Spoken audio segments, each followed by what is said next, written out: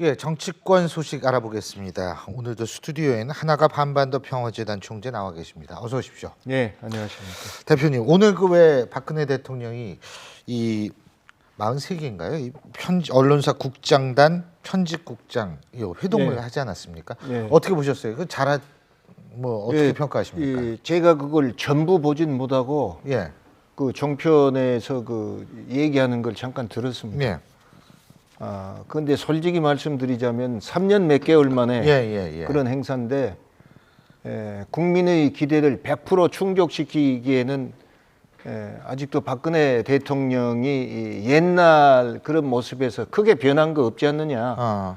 그런 얘기들을 제 주변에서 많이 하더라고요. 예.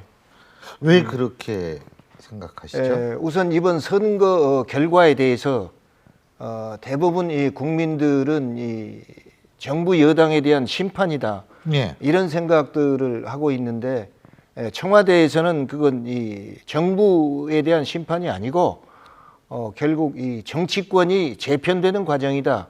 3당 체제로 국민이 3당 체제를 만들어줬다. 그런 그 말씀을 하신 것 같고요. 그 다음에 이 여당이 이 비박 또는 친박 이렇게 싸우는 것은 여당의 책임이지 대통령하고는 뭐 그렇게 책임이 아니다. 관계가 없다. 그런 인상을 풍긴 것 같았어요. 그러나 국민들은 여당 하면은 대통령을 생각하는 것이고 결국 이 경북에서 그 공천 과정을 통해서 지지가 대통령에 대한 지지가 그렇게 떨어졌다는 것은 이 대통령에 대한 기대가 떨어졌다는 얘기 아닙니까?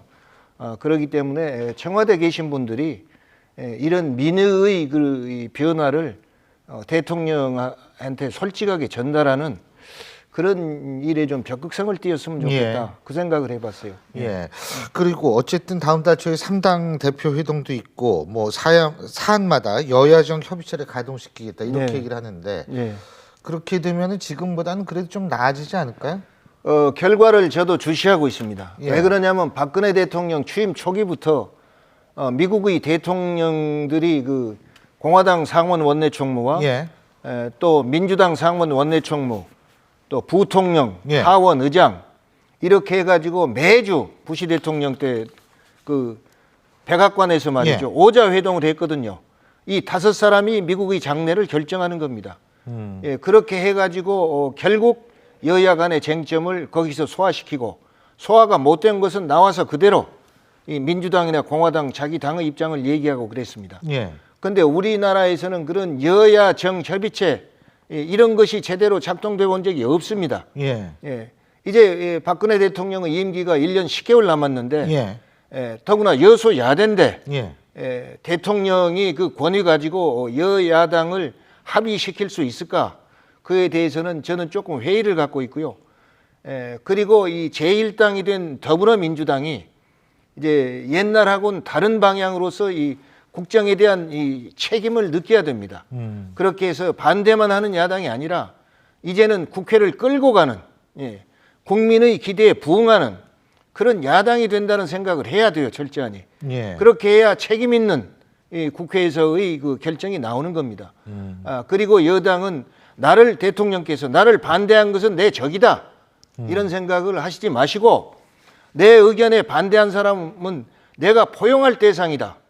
그렇게 해가지고 그 반대한 사람만 포용해 버리면은 정치적 안정이 있는 건데 그 노력을 해야 될 겁니다.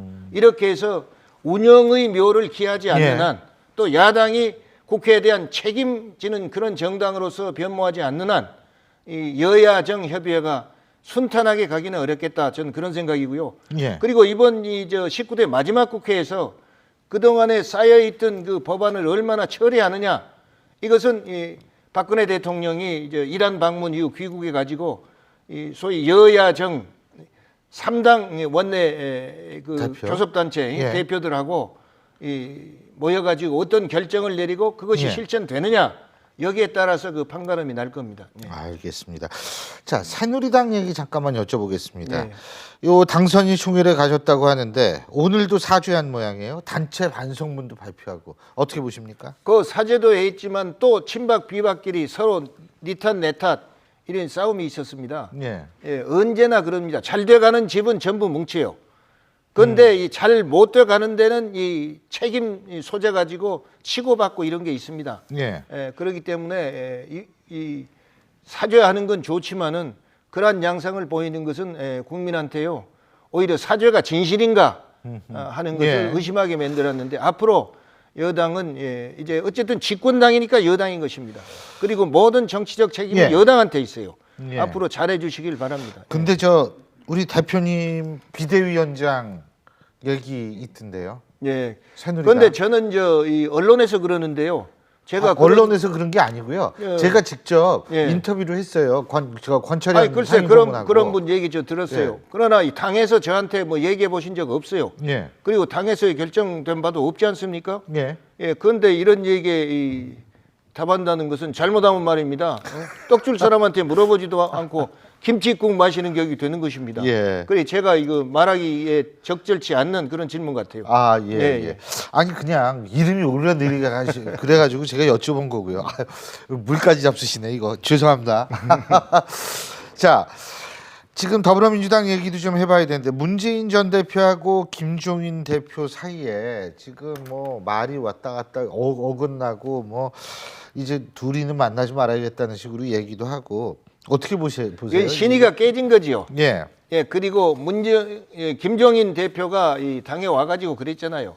내가 문재인 전 대표를 대통령 후보로 만들어서 당선시키기 위해서 온 사람이 아니다 이거예요. 예. 야당의 체질을 바꾸기 위해서 왔다 이거예요. 그리고 수권 정당으로 만들기 위해서 왔다 그겁니다. 그랬잖아요. 예. 예, 그건 뭐 일관되게 그렇습니다.